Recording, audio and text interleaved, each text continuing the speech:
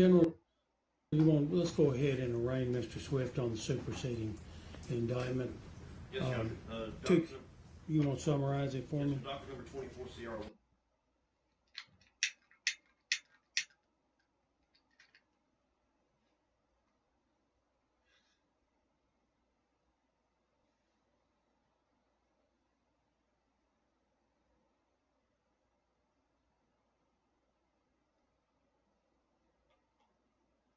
Make sure you guys got the right scene.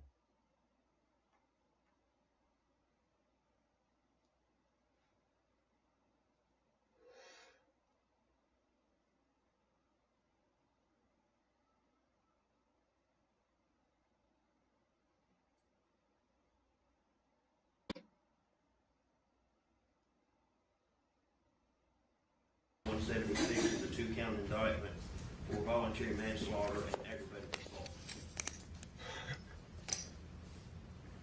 Mr. Taylor, you represent Mr. Swift at this moment, of course. Do you want the indictment read? I have a copy of it. Your Honor, technically, he does not represent Mr. Swift on this, not at this time. Yeah, what do you think about that, Mr. Taylor? It's, for purposes of arraignment, I think I can go ahead because it's all about the trial we just had. And I've already filed a motion to dismiss this. You have in this case, you've made an appearance in this case already. So, of course, we may find ourselves doing something different down the line. But if you'll represent Mr. Swift, at least for purposes of arraignment and the motion that you've already filed, because the two cases are intertwined there. So would you like formal arraignment, or you want to waive formal arraignment? Judge, we have pleaded not guilty and waive formal arraignment. And I've already stated I object to the indictment and filed a motion to dismiss it. Mr. Swift completed the affidavit.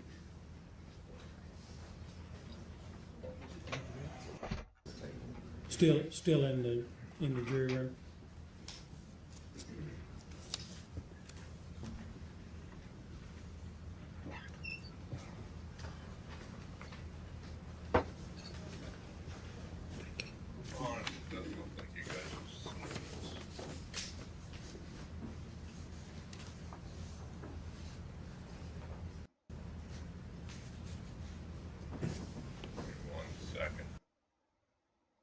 Verify.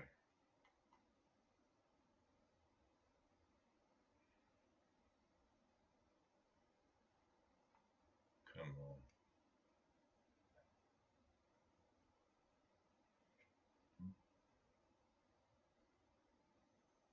Yep, sorry. But I had to be sure, guy. You know. Okay, back to the court action. Sorry about that. I'll put myself on mute so you can get full audio.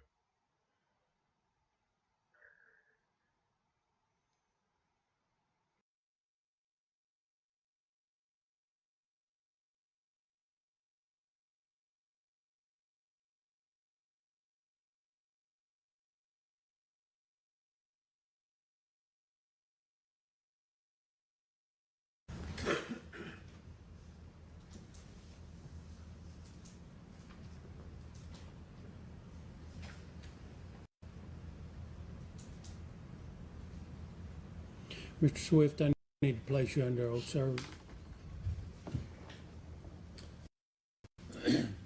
Raise your right hand, best you can. Solemnly swear the testimony you're about to give will be the truth and the whole truth, so help you God. I do. Mr. Swift, I'm looking at your affidavit. In this matter, it indicates you have monthly income of $2,400. What's the source of that? I'm not. It looks like SSI. Disability. Okay.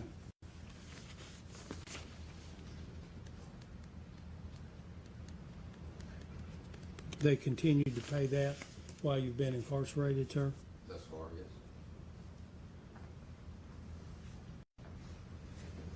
lost my other source of income. That is, was it retirement? What was? What was it? What was that? It was just a workers' comp.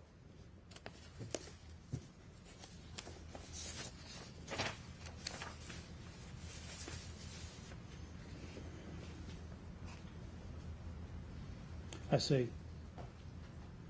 That was listed. I'm looking at the affidavit that you executed August 10, 2022. Is it your intent to hire counsel for this new matter, sir? If I'm available to, if I can afford it. Well, the affidavit that you executed in August 2022 indicated you had substantial amount of equity in both a or in a piece of real estate there,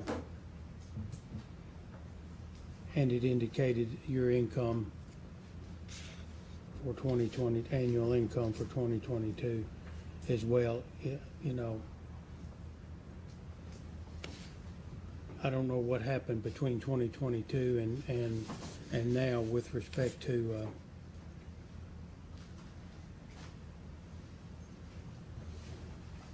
the equity in the real estate. You want to tell me about that?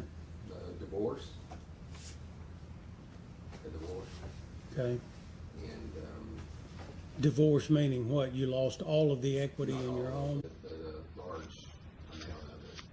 And also daughters in college, their college funds, try to replace those college funds and to make sure that they're okay while I'm incarcerated.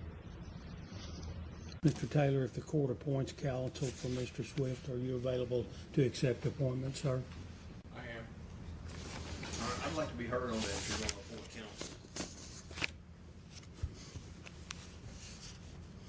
I don't know that there's a provision for the state to be heard initially on a Your Honor, determination. There are guidelines as to whether a person is indigent or not, and we should follow those guidelines, and he's making over $28,000 a year just off of his disability. And he has no bills at this point because he's incarcerated. I think the court should follow the guidelines that are set out by the state to determine whether a person is indigent. Court's going to appoint Mr. Taylor to represent Mr. Swift.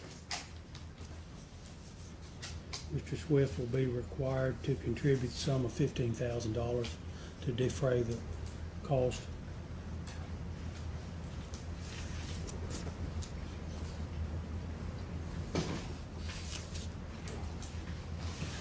Mr. Taylor, is Mr. Swift seeking bond at this time? No, Your Honor, after talking to my client, he does not want to ask his family to try to make any bond. And whatever's going to happen, we'll just take it on. We'll just go without trying to make a bond.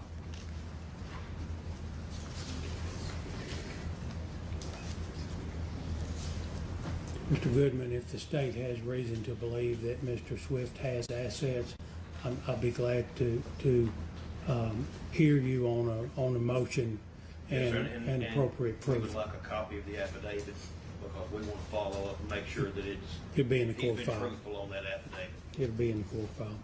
It is a statement made under oath as well.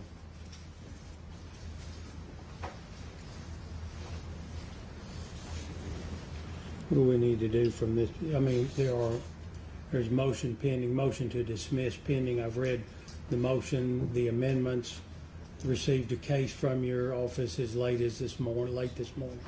I haven't read that yet. I've seen the state's response as well. I got that yesterday, have not been able to read through the cases that were attached to it, but I did read the response. Are we ready to be heard on that? I mean, you've got a late amendment. I don't know. Whatever Your Honor or the state desires, I can do it today or I can do it next week. The state's prepared to go forward.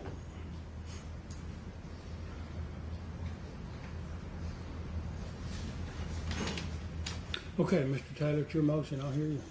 You want me to argue it here, Your Honor? Anywhere you want to. All right. Why don't you come to the podium just so we've got everybody we need and we can hear well.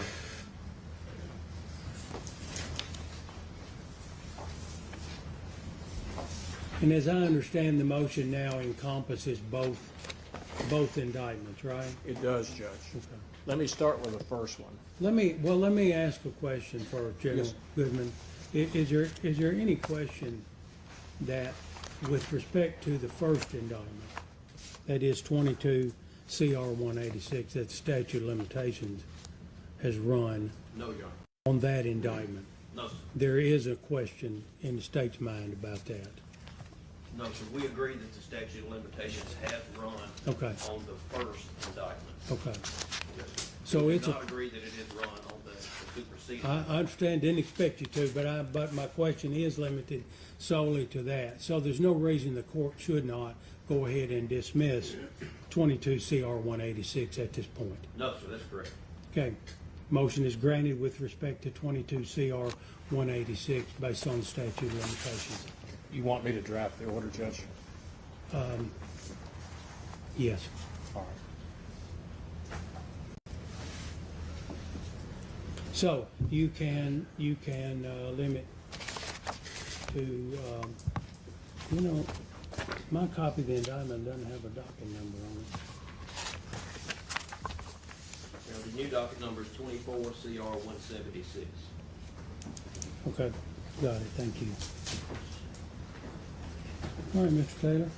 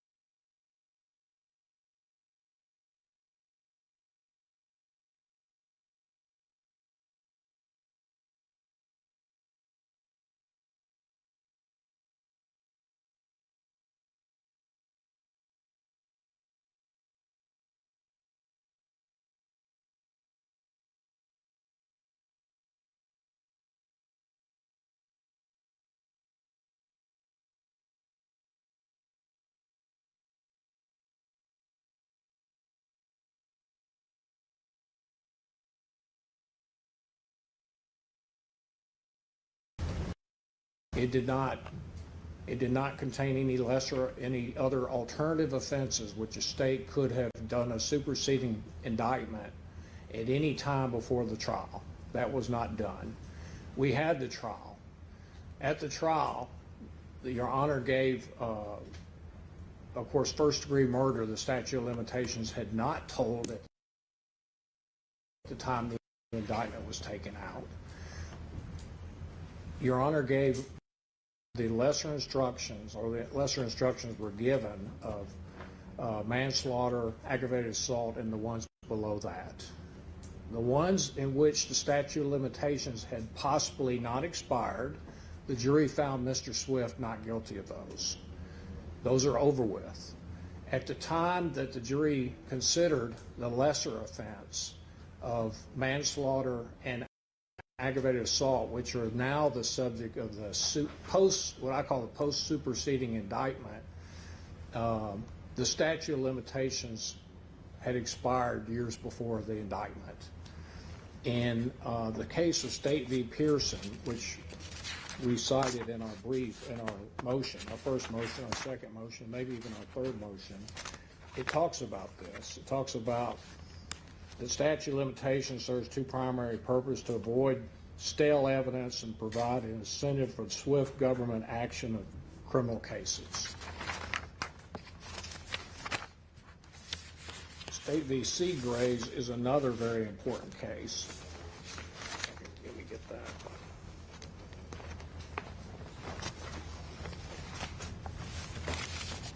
What if the state had initially only indicted Mr. Swift for voluntary manslaughter and had included the tolling language set out in TCA 40-2-103?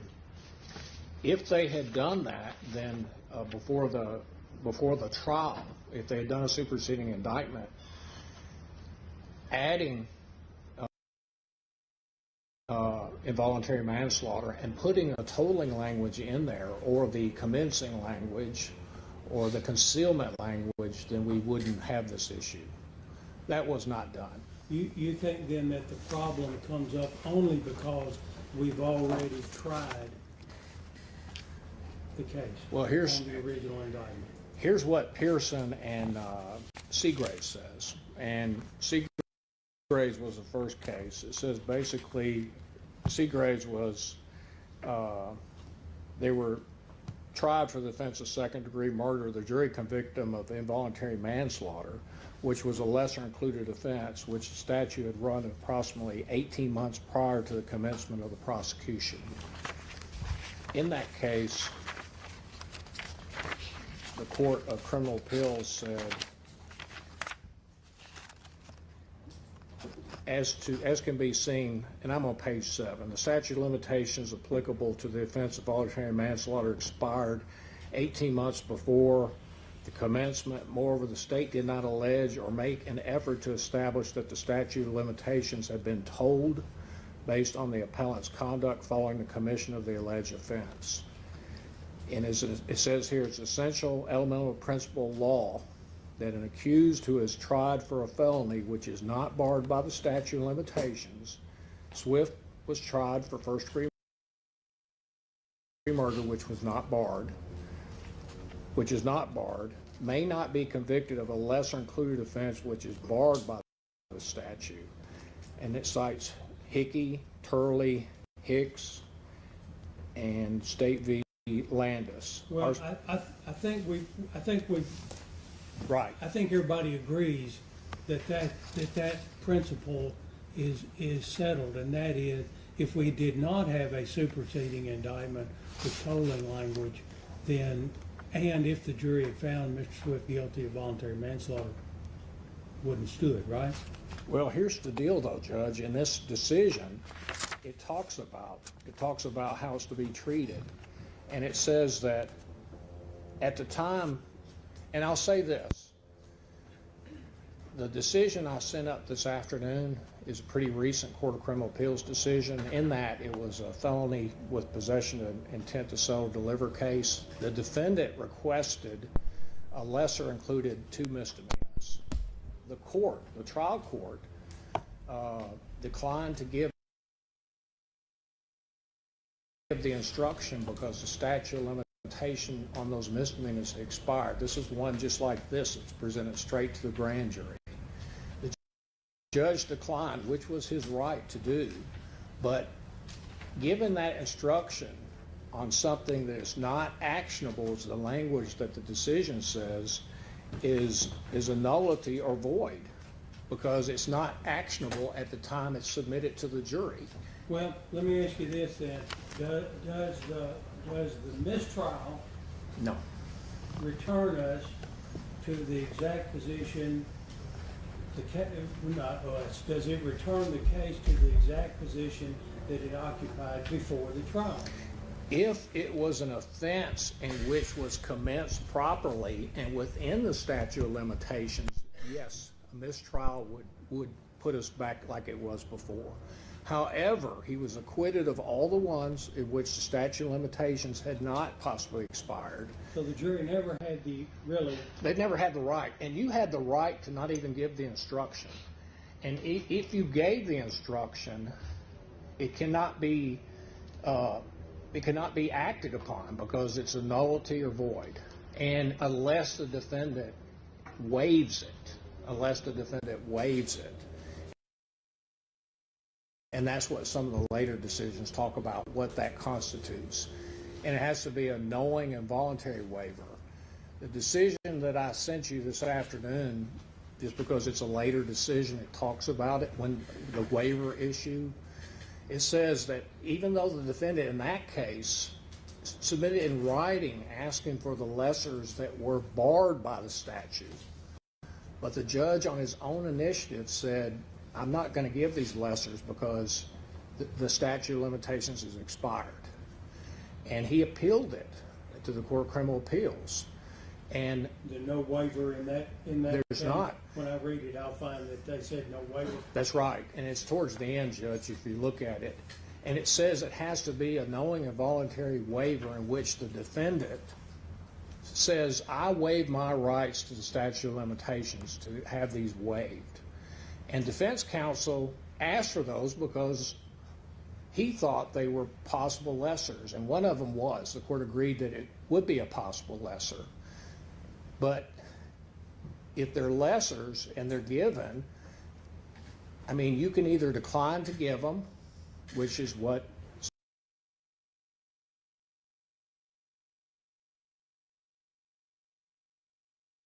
I did not submit a written request for certain offenses. The court asked about our input, and I told the court, I referred you to a book, but I didn't waive any statute of limitations, and Mr. Swift did.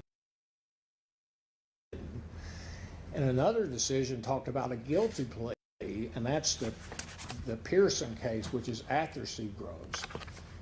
But the Pearson case was where a defendant pled guilty to certain offenses. One, the statute of limitations had expired, and the Supreme Court of Tennessee set it aside because it said even though he pled guilty, he didn't knowingly and voluntarily waive the statute of limitations. It requires him to say, I waive it.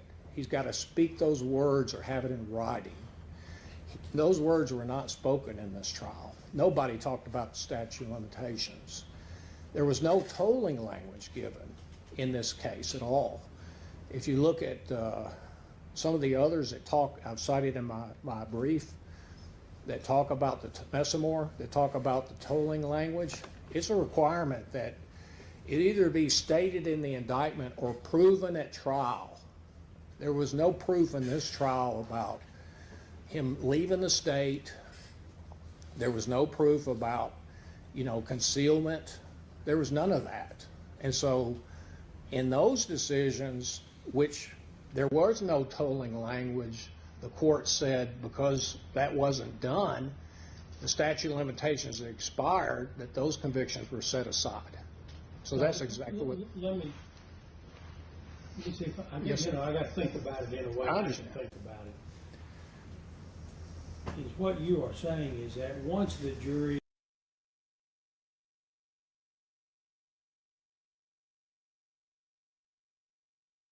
had not run, the case was over with. Yes, sir. There is no further, there's no return to pretrial indictment status. There's nothing that saves the case at that point. That's exactly right, because That's your it is. And that's the language that's used by our appellate court in Seagroves and also in Pearson. But it gives the language that we have a substantial right that the statute of limitations and the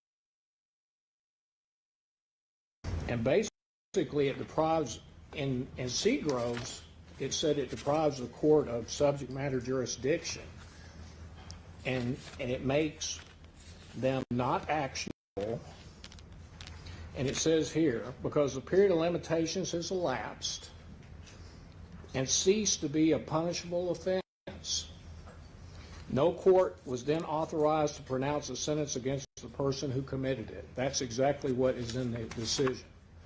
And so once the ones that jeopardy attached were over with by not guilties, these were not actionable. And so for that reason, and the state doesn't get to go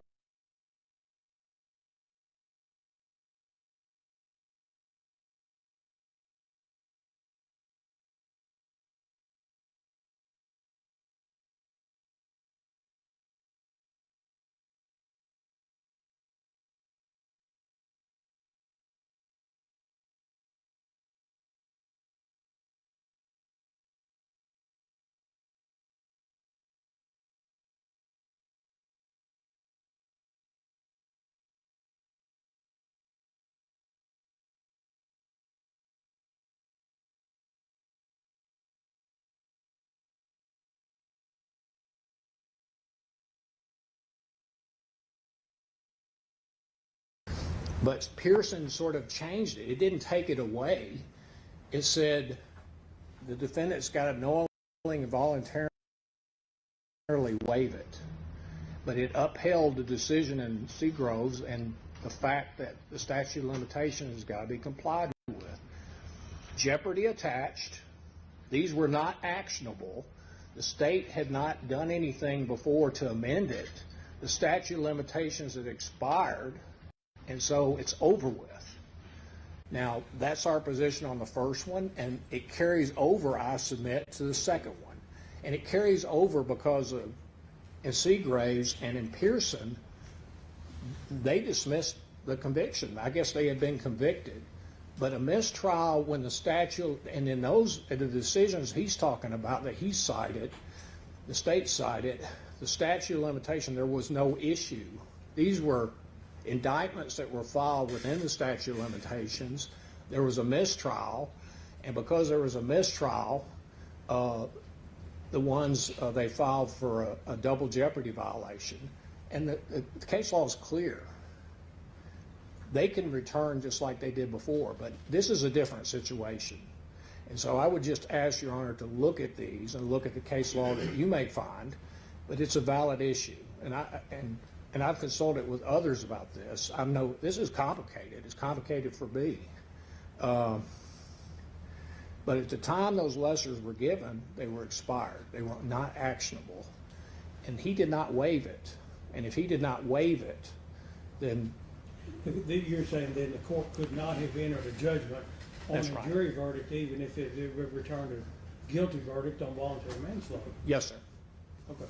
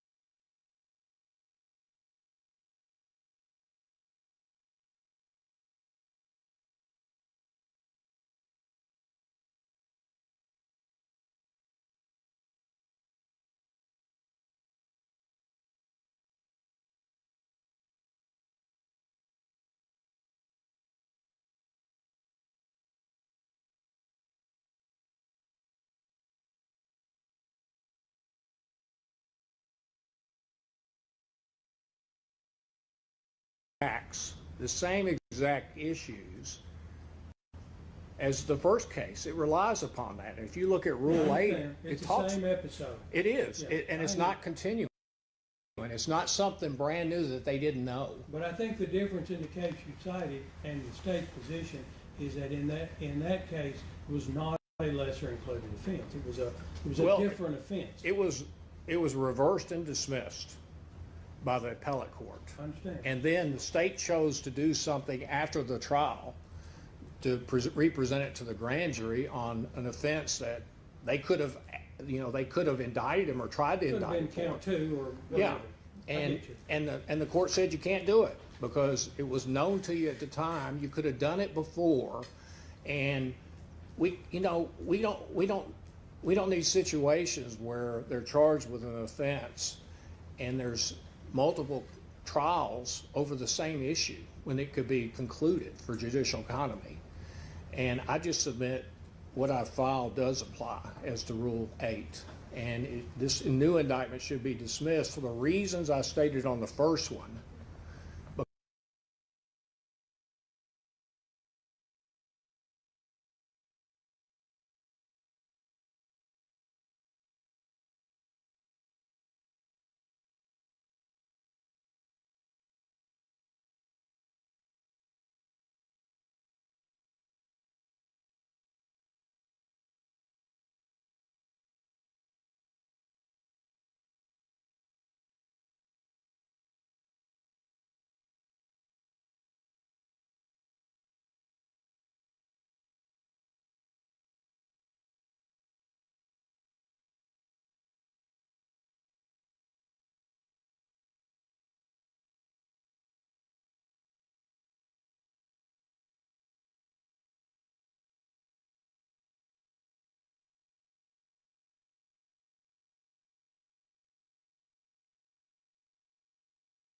State to, which they did, get a new indictment and put him to the trial again. It's double jeopardy, I submit. And I did submit some stuff about collateral estoppel. It talks about the right to have things decided at one time and then to have it all brought up. For all these reasons, we submit that obviously the first one was dismissed. We'll draft the order, but it applies to the second one. It affects the second one. And Okay. so we ask that the second one be dismissed also. Let me hear from the state.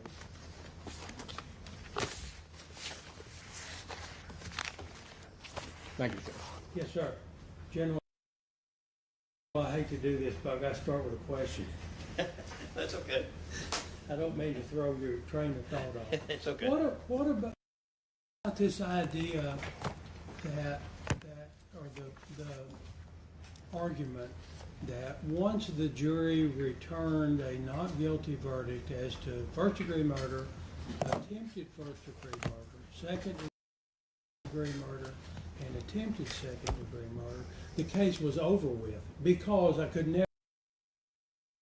never have entered judgment on a verdict of guilty to any lesser, any below that level. I don't know about attempted second degree murder, but certainly those aren't at issue. But voluntary manslaughter is that the case was over. There is no return to a pending indictment because everything that could be lawfully dealt with by the jury had been dealt with at that point. That's troubling me. Yes. In terms of how to think about that. Sure, I understand. Your Honor, I think the answer to that is that even if you had done that, even on that day, if you would have said, okay, statute of limitations has run, there was no tolling language, we still could have come back and got this same indictment because the statute of limitations has not technically run on this case. There is a statute in Tennessee Code Annotated that specifically allows that to happen. So you don't think you had to get a superseding indictment? You could have just. I think I could have just come obtained back an and- independent, brand new Yes, sir. indictment I think I could have just come back and got a new indictment. based on the tolling. Yes, sir. And Statute. yes, sir. Okay. And it's Tennessee Code Annotated 42-103, and states period of concealment of crime or absence from state. No period during which the party charged conceals the fact of a crime or during which the party charged was not usually and publicly resident within the state is included in the period of limitation. Your Honor, and we included in the indictment that from 2014 through 2016, He did leave the state of Tennessee in 2014, which was before the statute of limitations ran. He moved from Arkansas to Louisiana to Alabama within a 2-year period from 2014 to 2016. Your Honor, once he left in 2000, under this statute, we had a right to come back within a 4-year period of him moving back to Tennessee. You know, he still is not moved back to Tennessee. He is still not a resident of Tennessee. So, you know, we think that regardless, we could have still come back and got just a brand new indictment and started over with anything. I don't think we could have charged additional crimes, but I think we could come back with anything that we included that was a lesser included offense, but the statute had run because the language was not included. I think we could have come back with a new indictment for those charges. Do you think the Rule 8 argument works if it were not a lesser included offense? I'd like to argue that. I've got several cases I would like to talk about, if you would allow me Sure. to do that. Yeah, I mean,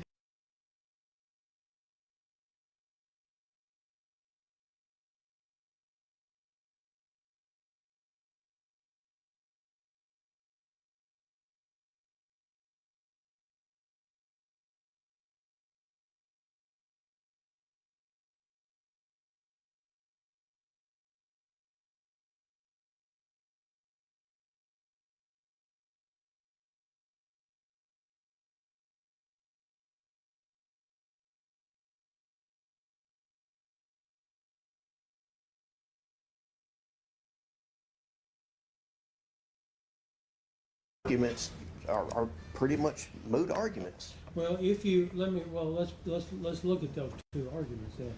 If you relied solely on the first indictment, this case would have been over. Yes, sir. And you know, you fairly and candidly conceded the case is over. Yes, sir. Because under that first Had indictment, he been a resident of Tennessee the entire time? tolling had never been alleged That's right. in that first indictment. Right. All right. Okay, Your Honor, if I could, first of all, I would like to address the case. He talked about State v. Gossett. I got that. Gossip, yeah. Yes, sir. I was almost late getting here because I got it right after lunch and was printing it to get over here. But I did glance at it while he was talking about it. And what he's talking about and what that case talks about, there is no waiver of statute of limitations. You think there was a waiver in this case? No, sir. I'm not saying that. But the difference in the case he's citing in the case today is there was never a waiver. The defendant requested those lessers and the court didn't give it. And the court was basically saying he didn't waive that. And he didn't waive that statute of limitations because it was not specifically asked about. The difference is that there was not a superseding indictment in that case. It's a totally different argument. Our argument is about a superseding indictment. So that case doesn't even apply. Okay. Your Honor, Rule 7B, I'd like to start because Mr. Taylor and the defendant made several allegations of different reasons it should be dismissed. So if I could, I'd like to go through those arguments that he had. I'll concede that there's no amendment issue. Okay, all right. Does that help you out? Yeah, that is my first one, 7B, that there was an issue with amendment. There is no issue with amendment. Superseding indictment is not an amended indictment, so that did not Two apply. different things. The indictment was not, I'll agree the indictment was not amended in any way before.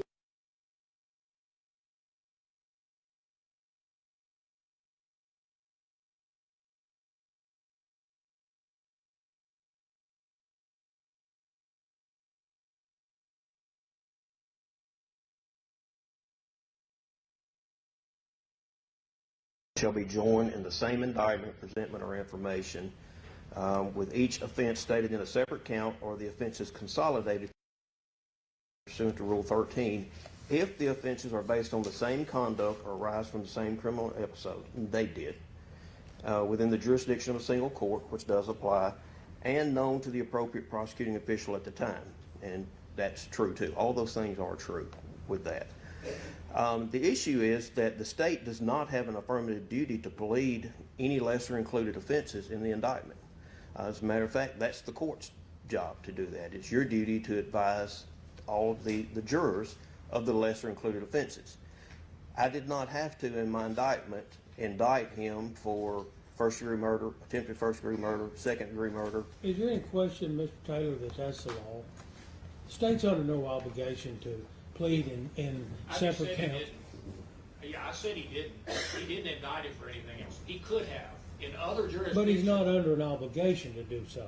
That doesn't make. It's his choice. I go to other places Okay. where they do that. Okay. Well, sometimes it gets done here, but it doesn't. That's not always the case. And I agree. I don't think the state has an obligation to plead every lesser included offense in an indictment document. Okay. All right, Your Honor. The two offenses that we did indict in the superseding indictment were voluntary manslaughter and aggravated assault.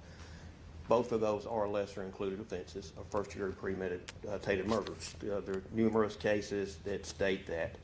Your Honor, in State v. Johnson, the court held that they did not believe that Rule 8 was implicated in that case because the state did not attempt to allege multiple offenses. It alleged a single offense of homicide, which is what we did in this case. Also stated that the state did not attempt to allege a second offense, as would have been the case, for instance, had it attempted to allege commission of robbery as a predicate offense that was suggested in the superseding indictment.